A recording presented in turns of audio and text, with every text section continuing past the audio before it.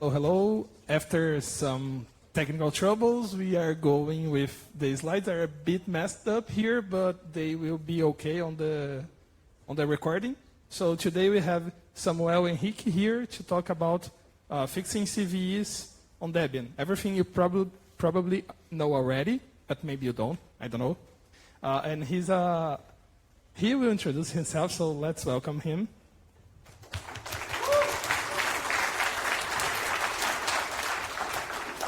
Thank you for coming. In my defense, I did test the slides at lunchtime and something happened with the projector, so I don't know how to use the computer.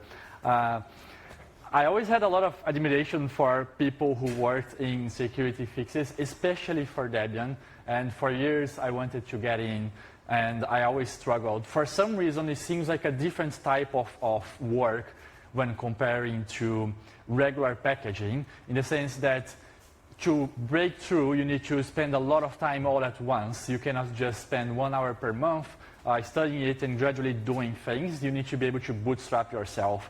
So with this talk, I hope to make that process easier for everybody who's interested. And at the same time, I'm going to talk about some suggestions on things that I think are the better, on workflows that I believe are the better way to achieve this sort of work, and also show some interesting examples. My name is Samuel Henrique. I am, that's the Brazilian pronunciation of my name because I'm Brazilian. I have been a Debian developer since 2018. I am not a member of the Debian security team, but anybody can contribute to that.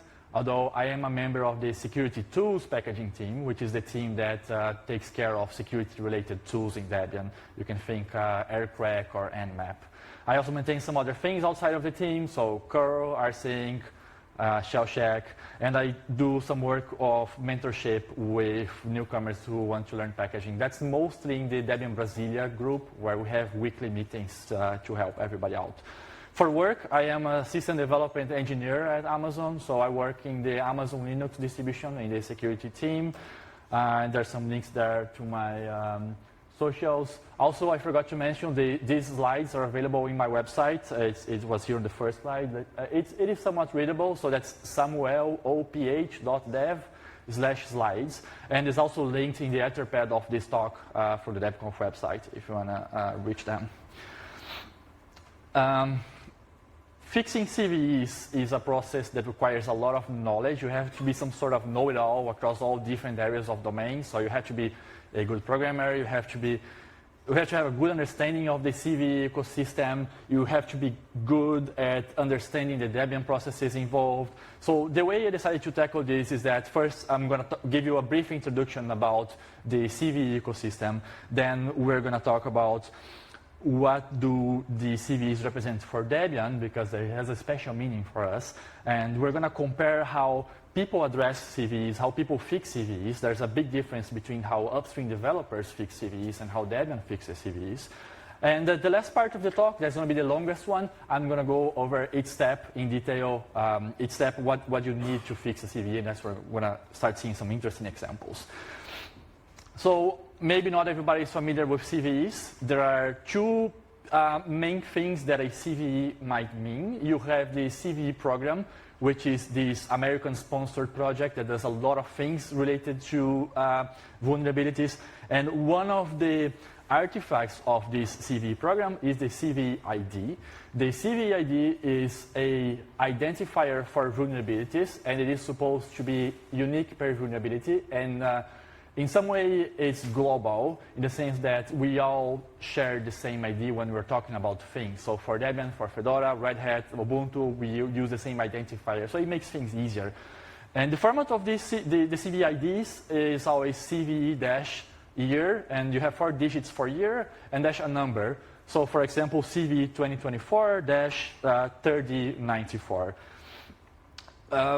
Usually when people say the word CVE, they mean the CVE ID and they don't mean the CVE program.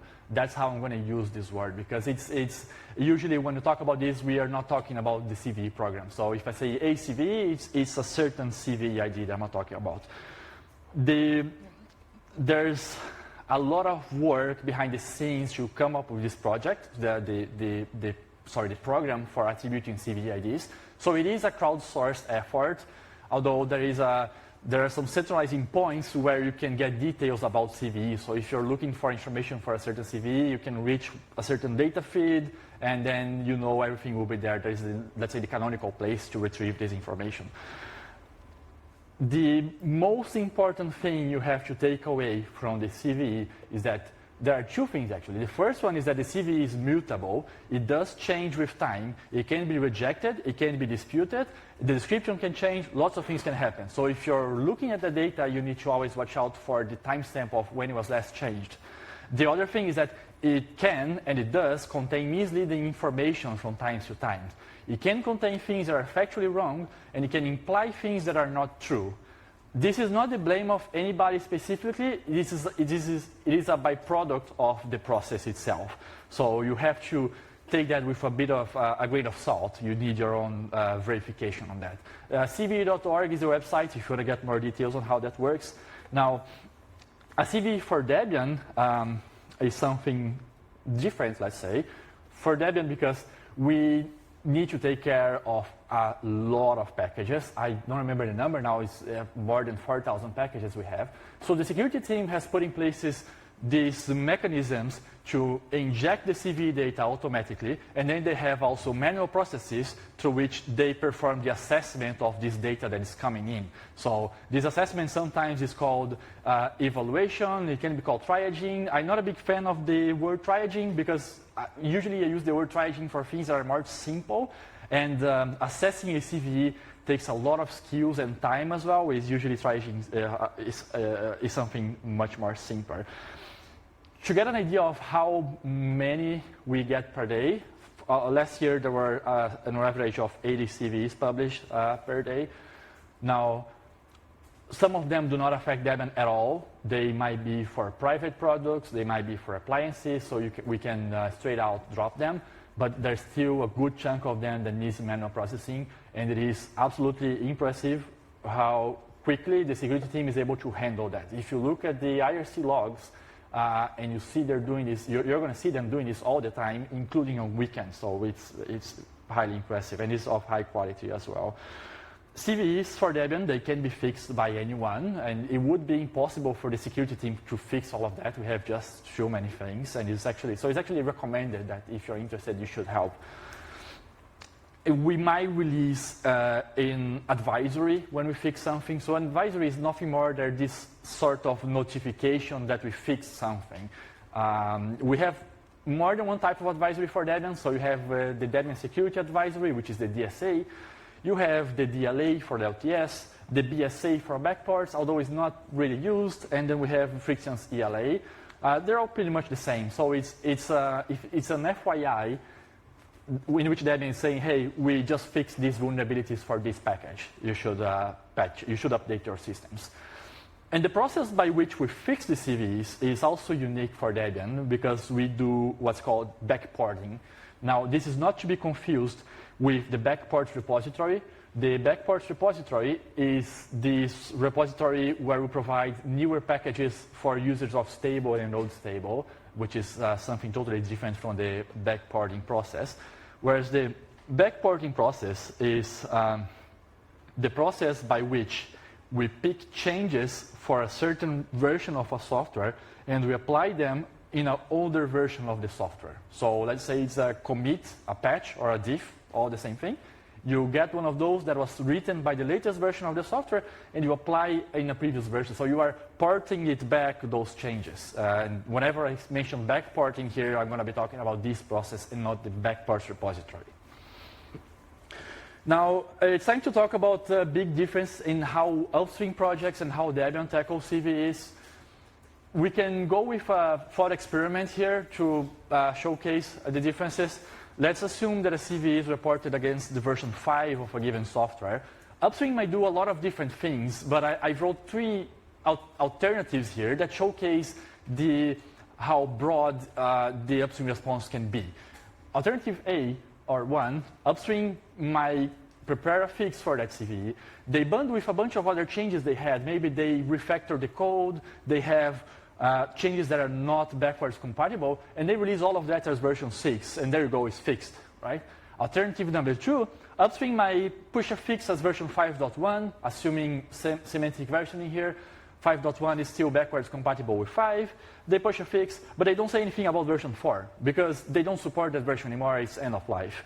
And alternative number 3, upstream is extremely nice and kind, and they will write an extensive report where they're going to say, this vulnerability was introduced in this commit, it was fixed in this commit, these are all the affected versions, the range of affected versions.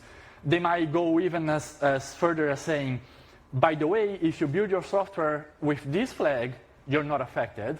Or they might say, if you cannot patch it right now, you can use the software in a different way, maybe a configuration change, and you can mitigate the issue. Now, there are some upstreams that do this type of work, but I think the core project should be especially mentioned here because the work that they do is incredible. I've never seen something like that. When you read a code advisory, you see all of those details, and by doing that, they are making sure that everybody that uses curl is secure because it makes it very hard for a distributor of that software to mess it up when it's clearly called out on the upstream page.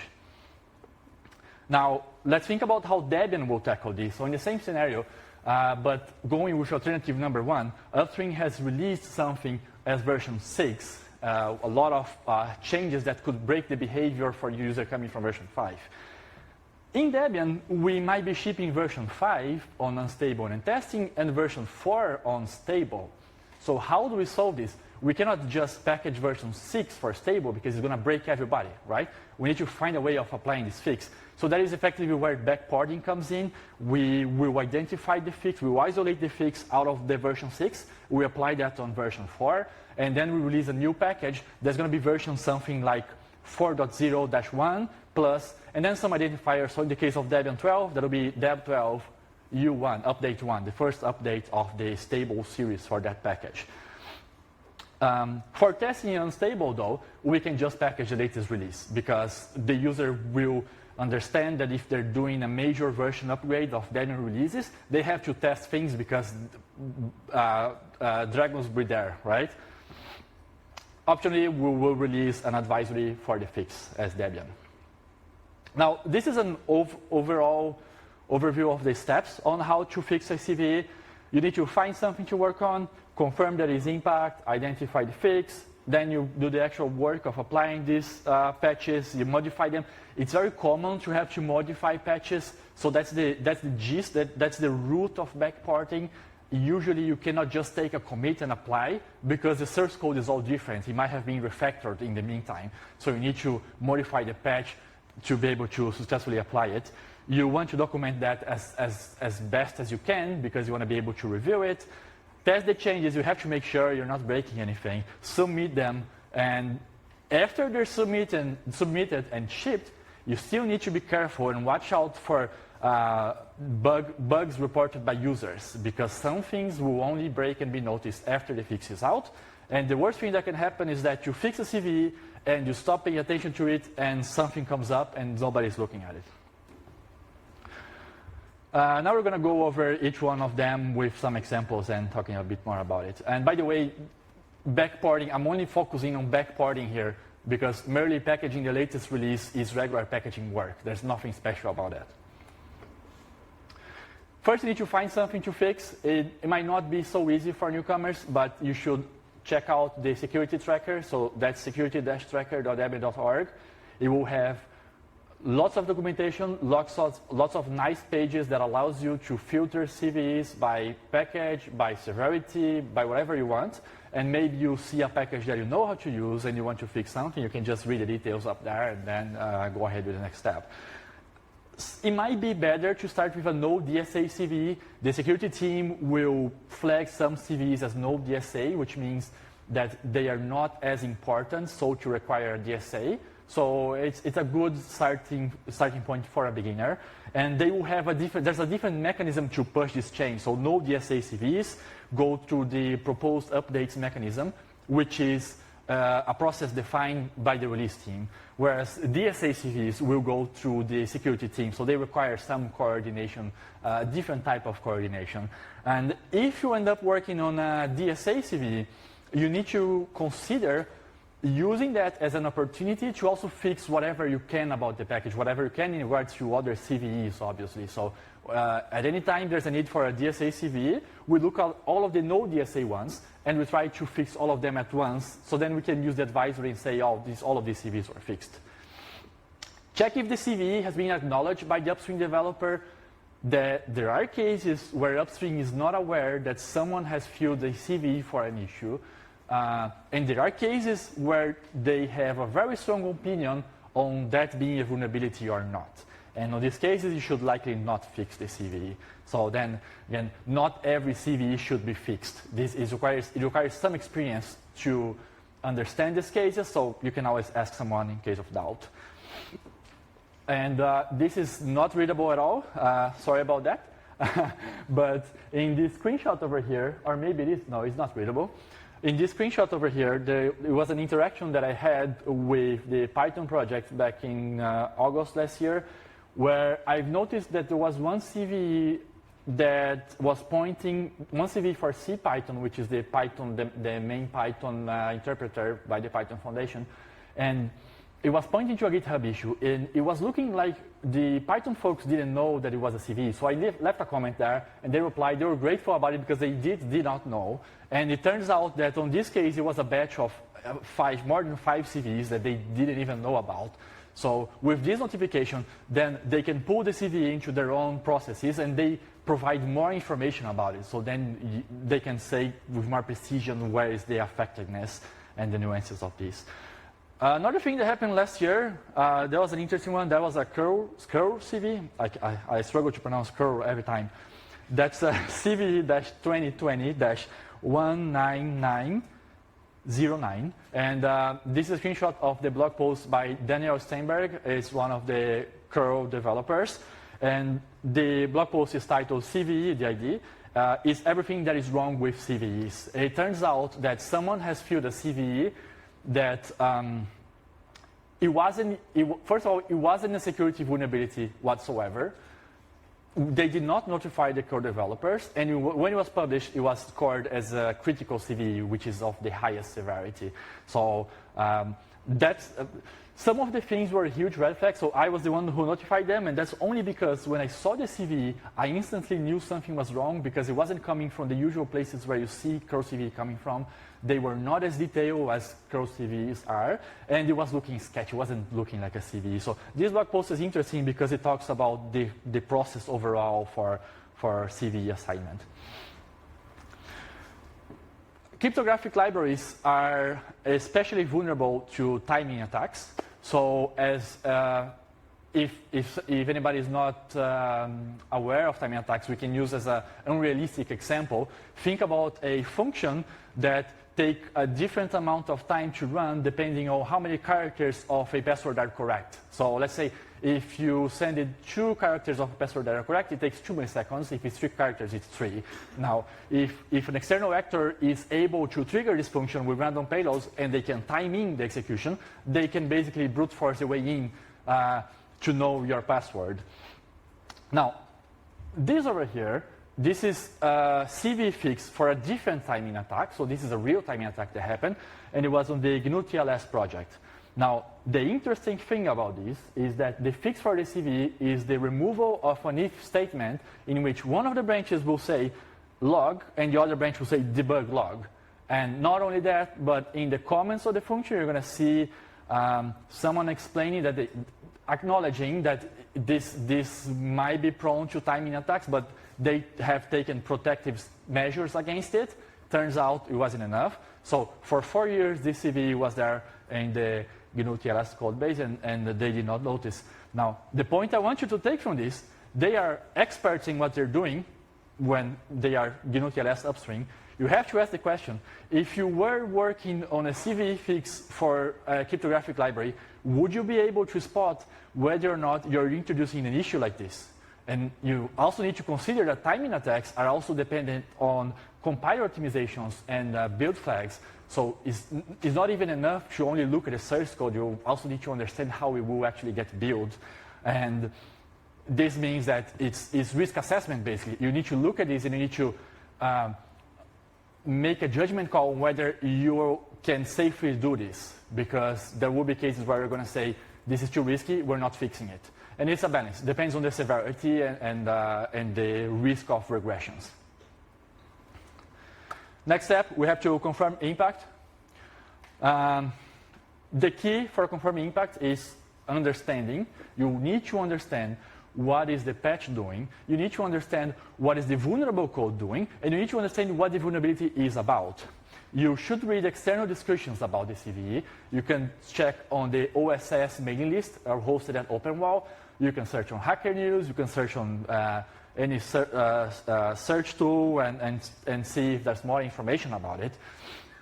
You need to consider that some CVEs are dependent on certain build flags being used on that software. So sometimes, which is the case I mentioned, sometimes if you build a software with a certain tool, you're not affected anymore. But I should also note that on the security tracker, when these things happen, we still mark the CVE as affecting the package because we are talking about the sources. So if the vulnerability is in the source of the package, we are going to say affected and unimportant, which means that the resulting binaries are not affected. I understand this can be a bit confusing to the users, so I am working with the security team and how to address these and hopefully provide more precise information, even more meaningful information by clearly calling it out which case is which. Sometimes hardening will block the exploitation, and hardening usually doesn't deny the exploitation, it changes the impact. What hardening can do is, instead of a information disclosure vulnerability, it becomes a DOS, because the moment the software tries to access memory that it shouldn't, it's just going to crash. So it's usually still a vulnerability, but it changes the impact. There might be some cases where it actually denies the whole vulnerability. Check if the vulnerability itself was backported. There are cases where the vulnerability was introduced as a fix for another vulnerability. There are cases where a vulnerability was introduced as a bug fix, a critical bug fix for something else. And those are tricky because you need to check if we had backported that in other releases that we ship. If you find anything that is not on the security tracker, send a merge request enriching that information. Anybody can contribute to that, and it's on Salsa. You send a merge request updating that. The documentation is on the security tracker, documentation on how to do that. Sometimes the affected code is also bundled into another package. There are some libraries that people tend to bundle in for other packages. We try to avoid this on Debian at all costs, but sometimes it happens. So you can use codesearch.debian.net to search for a function name, a function signature, and see whatever package has that. Understand which Debian releases are affected. It's good to have this foresight of, okay, old stable, old stable are all affected. Even maybe backports has a vulnerable version. And do not trust the CVE description without verifying it. We have an example here. This one, not readable either. This is a Wireshark CVE, CVE 2024-2955. And in the description of the CVE, it's going to say that the affected versions are between 4.0.0 and 4.0.420. Sorry, 4.0.0 and 4.2.0. Does this mean that 3.6 is affected? We do not know. We only know that they are claiming these are the affected ranges. There are multiple reasons for which 3.6 might not be here. Maybe the reporter didn't even investigate. Maybe 3.6 is end of life, which is the case here, and Wireshark is not even checking, right? So we do need to check those things. And for the record, this is not the fault of the Wireshark project. After all, they should only care about what they support. And this is what we do as a Linux distribution. Our work is to make sure we are shipping things correctly and working and supporting that. So if we ship version 3.6, we need to provide support for that. Another common pattern I see on CV descriptions is the text of this paragraph that says, users should upgrade to version X to fix this issue. This is an Apache CVE where they're mentioning that. And that can confuse users because they might be using stable, which has a lower version, let's say version X-1, and they will be looking for this newer version to update to, where this is not going to happen because we're going to backport the fix. We're not going to package the latest. So whenever you're in doubt, use the security tracker as your resource for this information. And again, this is not the fault of the Apache project in any way, shape, or form. This is our work. This is what we have to do as a distribution. We see in this screenshot the notes for that same CVE, the Apache CVE. It's slightly more readable now, but you're going to see some Node.jsa markers there. You see that Debian, the security team, has pointed out where is the commit that fixes the issue. And you can also see a mention of this was introduced due to a fix, as a fix of another CVE. So now there's a red flag there. We need to check where did we fix this, and we need to go there and update that. This is 2 pieces of a curl advisory for a CVE. I purposely cut out some parts to make it less informative and mimic most of this, what you get in most of the CVE descriptions, right? This is even better than what you mostly get as CVE descriptions. So it's going to say when saving HSTS data to an extensive long file name, blah, blah, blah. And then you have affected versions, and they are very precise about this. It's going to say 7.84 to and including 840. Now, let's pretend we ship 786, which is within the affected range here. Can we say we are affected? Maybe. You need to check. And in this case specifically, if you don't build curl with HSTS support, you are not affected. So you need to be careful about this. Now, the part that I cut out of this is the explanation for that. So curl will say, oh, if you don't build with HSTS, you are not affected. We don't get that for free most of the times.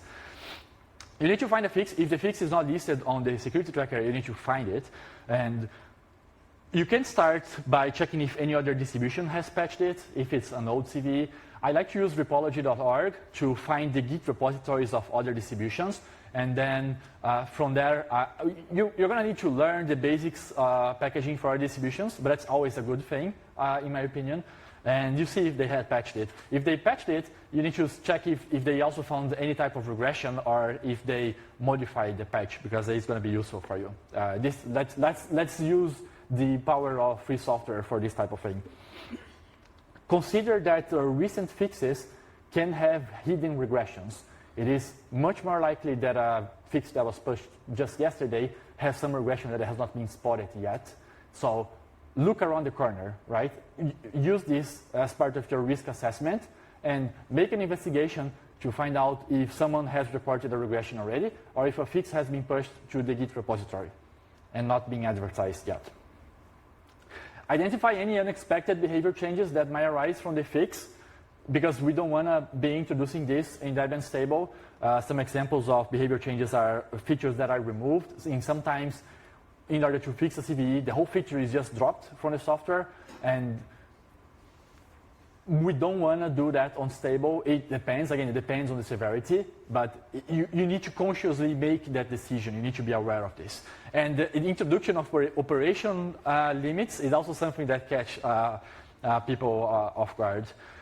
This is an example of that. This is one of the commit for a curl CVE. I'm giving a lot of curl examples because I maintain curl and they're a good source of this data.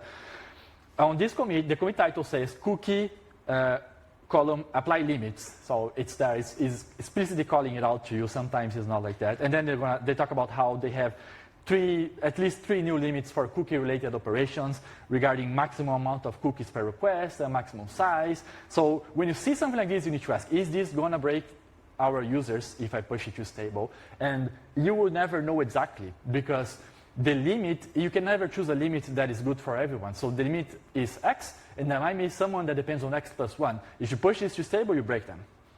Whereas then if it's too risky and you don't want to push it to stable, you save it for Debian testing, so the next stable release is going to have it, and the user has this opportunity when they are updating releases to do their checks first. Another example here, this is a free IPA, a Git log of the project free IPA for the series 4.6.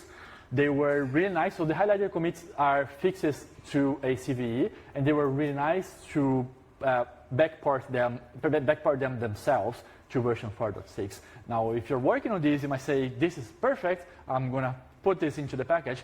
But now, pay attention to the commit that is right on top of that. It's going to say, fix Python 2 issues. And that was pushed a month later.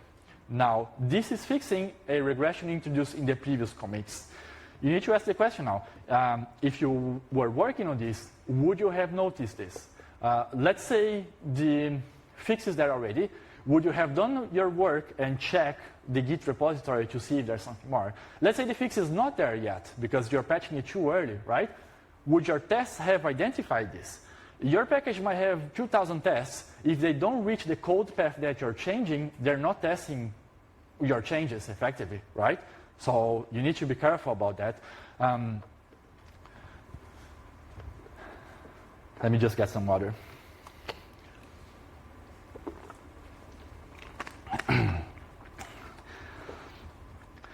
Right, so apply, next step now is to apply the patches to the packaging.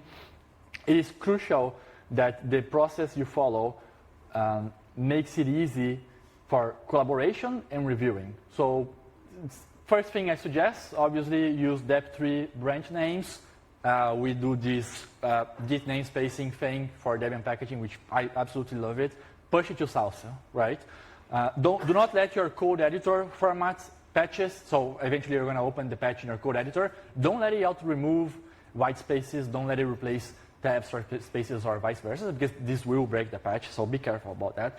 And then you start with one commit that introduces the unedited patch. So pull the patch as it is on upstream, commit that to the packaging, and then you add them to patch series, so you try to build and see if it works. If it works, you can go ahead with testing any other parts. If it doesn't work, though, now it's effectively this is the root of backporting. You need to start investigation. So it becomes an investigation work. You can use gbppq to help you with that, and sometimes you have to modify a patch because a function got renamed or a variable got renamed in between the versions. But if you change that, you need to make sure that they mean the same thing still, because they might have changed behavior as well. Some other times, another patch will be a requirement of the fix, so then you need to go back, pull that other patch first, which is a requirement, and then you apply the real fix. But you need to be very careful about introducing new functions. In the scenario where, for example, the fix is making a call to a function that didn't exist at the time in the code, it's very tempting to just fetch that function and manually patch the function in the old version. But now you're introducing risk here, because are you going to pick which version of the function are you going to pick? Are you going to look at the latest whatever is on master, mainline for the upstream project, pick that and add it in? And after you do that, who's taking care of making sure the bugs of that function are being addressed? Maybe that function has a CVE eventually, and it becomes hard to track, hard to see that it's there. So risk assessment, again, sometimes it will make sense, sometimes not. For every change that you do in the upstream patch, make sure you document that in the patch headers. So go in the patch headers and add a backport byline and use it as a changelog. Describe everything that you did there, because after you do this, you want to go back and see if you did anything wrong. And when you look at the changes, you need to understand if you did something on purpose or not, right? So by doing this, you're calling out in the header of the patch, you're calling it out which changes are done on purpose. And if anything doesn't match, you know something went wrong. And then you do one commit only for the backporting changes. So after you do all the changes you need, you push a commit with that. Overall, you have one commit that imports the unedited patches, one commit that imports the backporting changes, and one commit that updates Debian changelog. You don't want to update Debian changelog as part of another commit, because it's only going to make your life harder when you end up needing to cherry pick this. If you fix on stable and you have to fix old stable now, you want to be able to cherry pick the patch from stable instead of starting from scratch from upstream. We have a screenshot here that is a curl merge request. It was done by Guilherme Puida. And on this GIF, you can see that he's updating the patch headers to add the 2 lines. One line says backported by his name. The second line describes what he changed in the patch. So it's very easy for me then to look at this now, and I see both the description of what was changed. If I scroll down below, I'm going to see what was changed, and I see if that matches. If it doesn't match, something went wrong. This is how the commits should look like.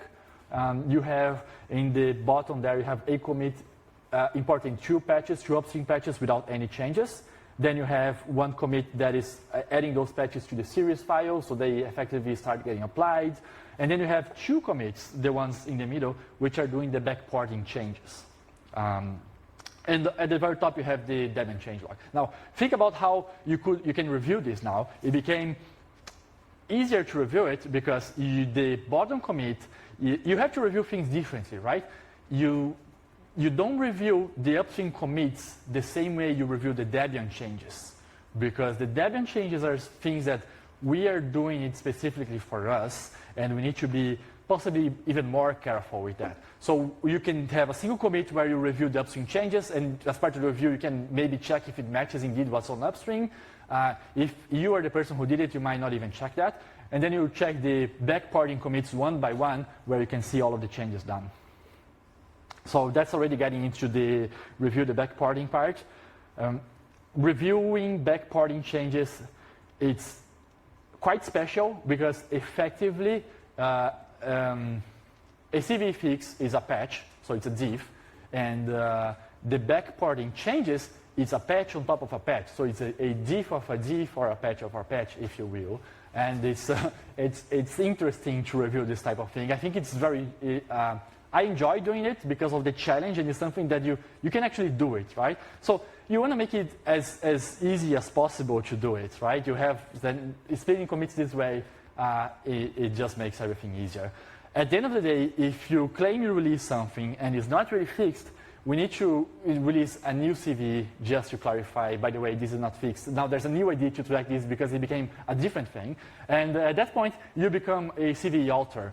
But that's not the type of CVE you want to be altering. Mistakes happen anyway, but we need to avoid that. Pay attention to how hunks are moved around in the patch when you're doing backporting work. Sometimes the diff will change in a way in which hunks are moved around, and if you're reading the backporting changes line by line, you're going to get confused in the beginning because you're going to see a huge block of code that was just removed, and it doesn't make sense until you get to the bottom and you see that thing being added again, right? It's because it just got moved around. So first of all, do a high-level review of the patch, and then you go deeper line by line. Oh yeah, sorry, I think I skipped. Question everything. So in this case, we have a CVE fix for a curl memory exhaust. It's a memory leak for curl. Again, this is part of the fix, and what you can see here on the diff is that one function call is being replaced by another function call. So instead of curl save free, we have free push headers. The main question you need to ask when you're reviewing this is, we are replacing a function call by another call. Are there any other places where I need to do this change that have not been identified by upstream? Because again, upstream is patching the latest version they have. In the previous version we have instead, we might have extra calls to this function that got eventually removed. And in this case, we need to be very careful, see if we need to apply the same change to these other calls. And it's not even as simple as that, because under certain contexts, it might be fine to still call the old function. So you have to understand it, and but it's all feasible, right? You just need to be aware of the need to do this. Testing the changes then, not much I can say about that. So check if other people have tested already. For example, upstream might have pushed a regression test, and it's going to be on their Git project. So look it around the Git repository. Maybe other distribution has pushed a test for it. This is rare, but it can happen. Consider the usage of a reverse dependency for your testing. Sometimes a reverse dependency will have a thorough auto-PKG test. So you can trigger that test, which is going to use, again, your package as a dependency. And that test might be able to give you some information. If there is a proof of concept available, run it. Run it before you do the fix. Run it after you do the fix. But most important of all, understand what is the expected outcome of the POC. There are lots of cases where the difference between a POC confirming affectedness and the POC crashing is very small. So people might see a crash of POC and think that it confirms there is impact, where it's not true. So understand what is the expected output of a POC when you're running it. Submit the fix. Again, mention the CVE ID in the changelog, so Debian systems can pick it up and track that correctly. Follow the right update process. If it's a proposed update, if it's a no DSA CVE, it's going to go over the proposed updates mechanism by the release team. If it's a DSA, it's going to go through the security team. And again, watch the BTS for users reports, because they might report something after the fix is out. Now it's time for questions, but in any case, I'll be around the whole DebConf, so feel free to reach out to me. I enjoy discussing these things. How much time do we have for questions? We have one question. Sorry. Okay, we have time for one question. That's what he said. I've got a question here.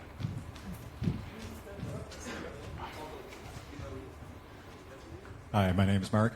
In your example with curl and the broken CVE system, the kernel, for example, has become a CNA. What are your thoughts on projects becoming CNA? Oh, this is... what can I say about this? Yeah, for those who don't know, the Linux kernel project has become a CNA. And out of nowhere, they started pushing 400 new CVEs a day. And that's why in the average amount of CVEs, I'm only saying 2023, because that number has grown considerably since then.